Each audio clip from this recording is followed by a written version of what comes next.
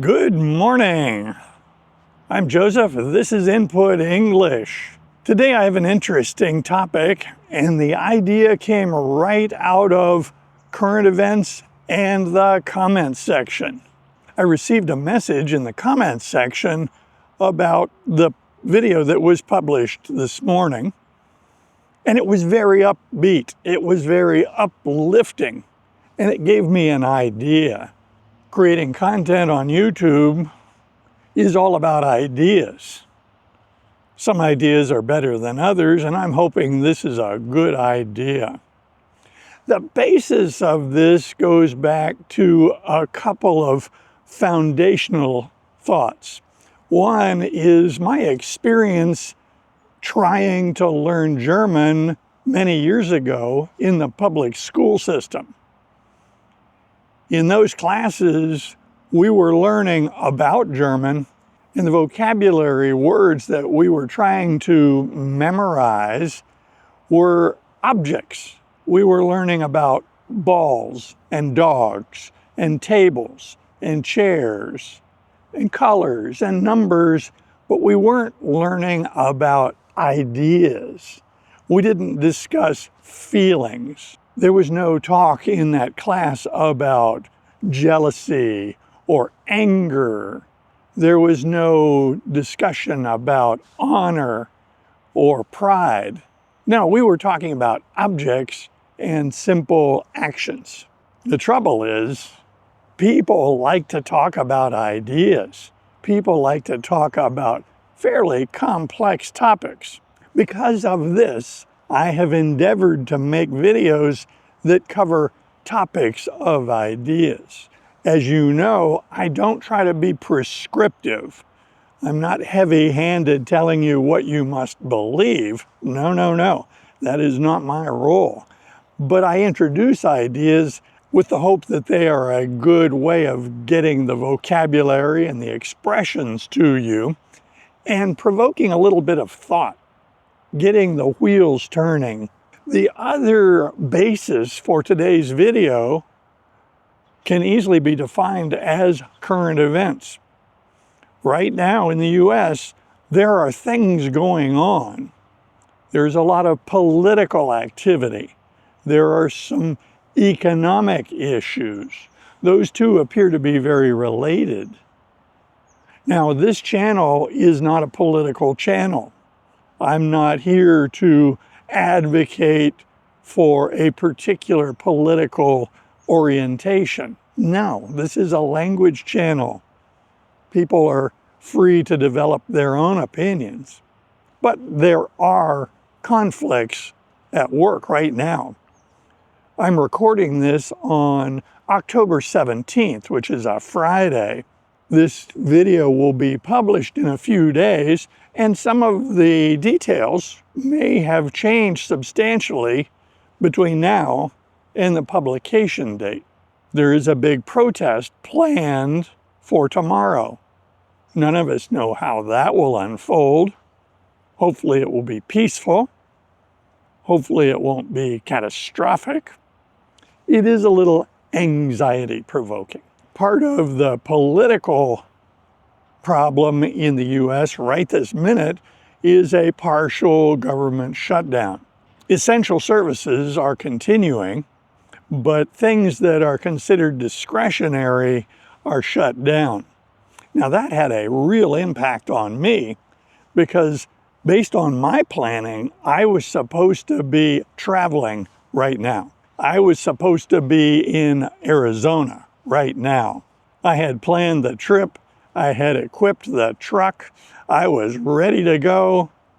But with a partial government shutdown, I thought better of it. I said, no, that's not going to work out very well because the national parks will be shut down. The Bureau of Land Management offices will be shut down. And this was not a good time for me to travel. It just didn't make any sense. And since my trip was entirely elective, entirely by choice, I had the ability to just postpone it. I did that for practical matters. I didn't do it in anger. I am a little disappointed, and that may have contributed to what transpired this morning. This morning, I found myself a little down, a little depressed, a little anxious. You might say I was in a bad mood.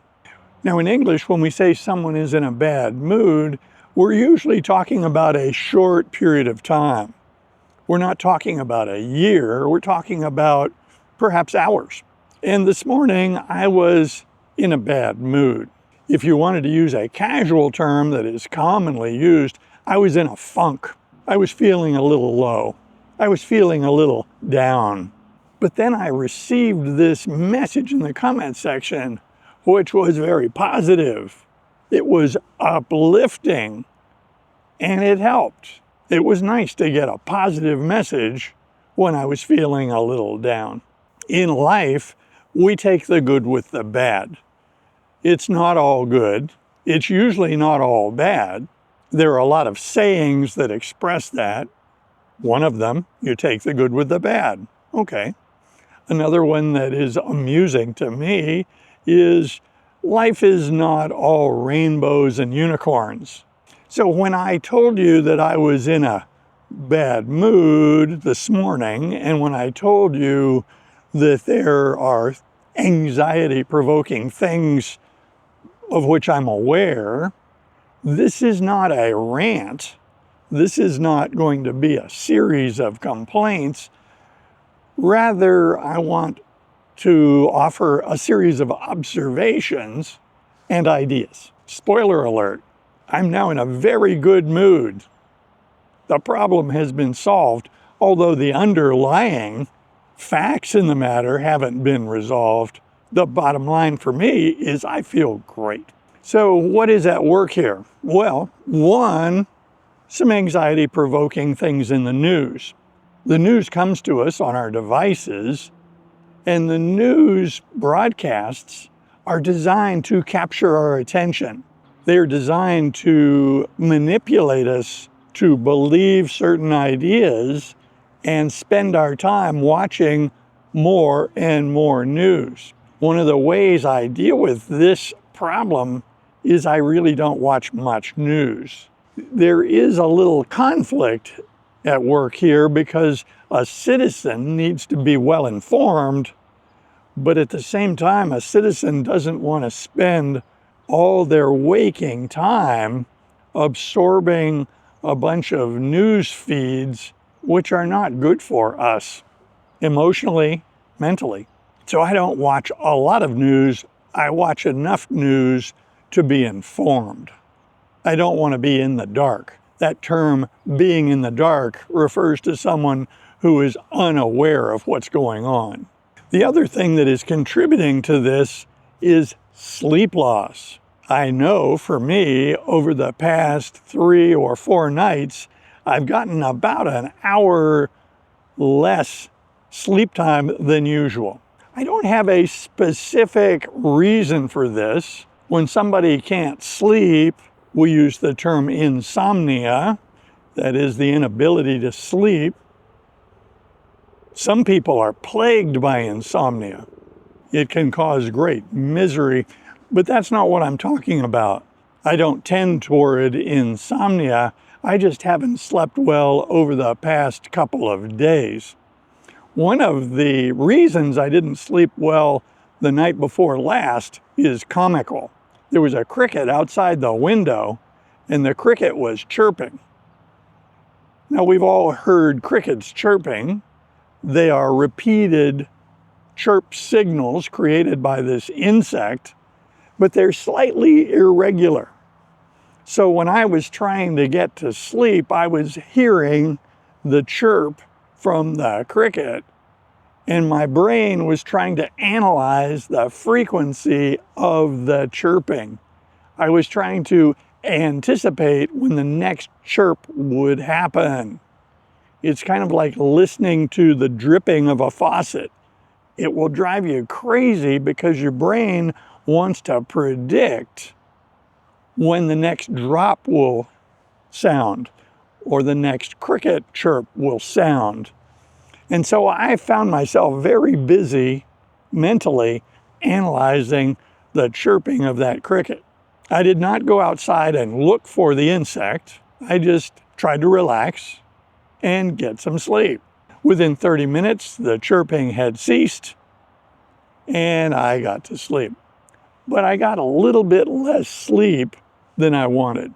Sleep loss can be cumulative. That is, if you lose a little bit of sleep each day, day after day, the effects can pile up. They can be additive. And so you could find yourself very tired and feeling badly. No energy, no enthusiasm. You could find yourself in a funk. And I think that was contributing. Now, many of us, when we're a little drowsy, a little sleepy, will have some coffee or tea because these beverages have caffeine contained within them. And so if you drink coffee, you're giving yourself a dose of a stimulant, caffeine, and that can help wake us up a bit. It can give us a little more enthusiasm. There's a casual expression, it can put a little more spring in your step. So this morning I had a second cup of coffee and it seemed to help. I was more alert. This problem with not getting enough sleep certainly has an impact on language learning. As you probably know, I strive to get 2 hours of German each day and 2 hours of Spanish each day. And it's difficult to get through good input and absorb it while paying attention to it if one is really tired. It is possible to be listening to input or watching a video and fall asleep during the video. Now, we would all agree that getting input when one is nearly asleep is not likely to be very effective. So how did I turn all this around? I said that I got up, I was in a funk, I was a bit sleep deprived, I didn't feel great. How did I turn this around? Well, I gave you one data point, that is, I got a very positive, upbeat message in the comments section. That helped. Number two, I had a cup of coffee, a second cup of coffee, and that appeared to have helped. I'm leery about having too much coffee because if we overdose on coffee, it can make us jittery, it can make us nervous, it can make us very uncomfortable. So usually I don't drink more than 2 cups of coffee in the morning. With respect to the political and economic things, I just use some common sense. Most of what is going on we've seen before, so I have our perspective. It doesn't look like the end of the world, it looks like a problem, and we've had similar problems like this before, but they were resolved. I expect this will be resolved. We are seeing a fair amount of inflation right now, so prices at the grocery store are going up. But strangely enough, that has very little effect on me because a lot of the things that are becoming much more expensive are things I never buy. Processed food, meat, eggs, alcohol. I don't buy these things, so the fact that these prices are going up actually has no effect on me. The plant-based food that I usually buy at the store or at the farmer's market hasn't really changed much in terms of price. So common sense tells me things will be okay. Having read a lot from Stoic philosophy, I remember that Seneca tells us that we should focus on the things that we can control or change, and things that are out of our control we should accept or ignore. Well, I am not a political guy. I'm not involved in government activity. I'm not involved in political activity. As a citizen, of course, I would be a voter, but I don't need to get all wrapped up in what's going on and have it contribute negatively to my thought process and my ability to function. The next thing I did was fun, and that is I did things that I could control. The dishes needed to be done, so I did the dishes. I cleaned up the kitchen, and it looks beautiful. I found that very uplifting. It was positive. It was something that needed to be done. I focused my attention on it, and pretty soon it was done. That was uplifting. I put a laundry in. The washing machine is working right now.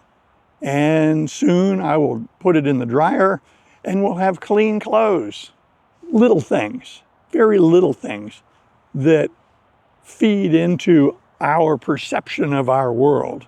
I'm trying to control things over which I actually have control. I also don't want to be part of the problem. So I've set a goal of 2 hours of German each day and 2 hours of Spanish each day. Right now, as of this minute, I have 2 hours of German and 1 hour of Spanish already absorbed this morning. What can I control? Well, I can decide whether or not to focus my efforts on getting more input in Spanish. Will I do it? I don't know. It's discretionary. It's optional. I don't have to do it. On the other hand, there's a good chance I will. The point here is I don't want to feel trapped where I was the one who set the trap. I was the one creating the problem. I get input every day in a very positive mindset, and I don't want that to be a problem. So now I can report that I successfully turned the day around. I feel great, and things are going to be just fine. This video was not a rant. It wasn't a collection of complaints. No, not at all. It was a discussion of ideas. Another idea I'd like to share with you is the growth of the channel. As of right now, the channel has 9,300 subscribers, and the channel is 14 months old, 1 year and 2 months old. Naturally, I would like a lot more subscribers because I would like to reach more people worldwide.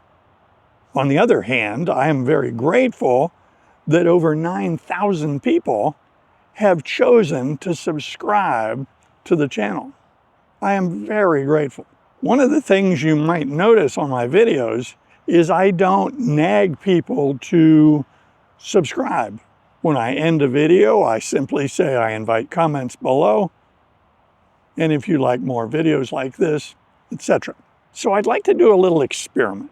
In upcoming videos, I'm going to make a point to invite people to hit the free subscribe button. I think if we have more subscribers, that will tell the YouTube algorithm that people need to see this content more, and it'll help us reach more people worldwide.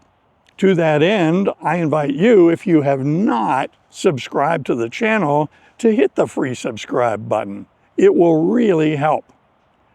To those of you who have subscribed, I say thank you. So that's enough for now. I invite comments below, and if you like videos like this, be sure to click on this one next. See you soon.